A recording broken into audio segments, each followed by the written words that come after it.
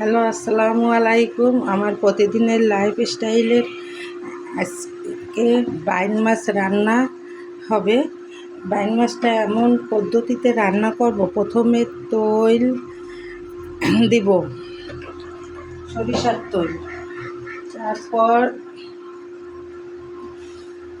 লবণ দিব, আদা দিব, জিরে দিব, পেঁয়াজ দিব, রসুন দিব। সব কিছু দেওয়ার পর বাইন মাছটাকে দিব।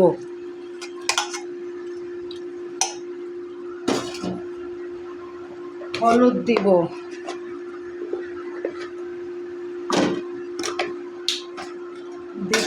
মাখাইয়ে সুন্দর করে মাখাইতে হবে।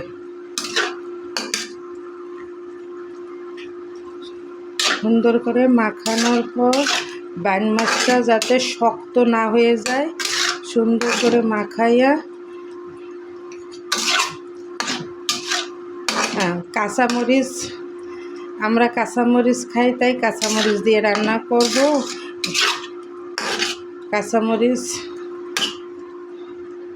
এখন একটু সামান্য পানি দিয়ে আগুনটা জ্বালিয়ে দিব গ্যাসের। এখন কষানো হবে। কষানো হয়ে গেলে একটু গরম পানি দিয়ে সুন্দর রান্না করে উঠাবো।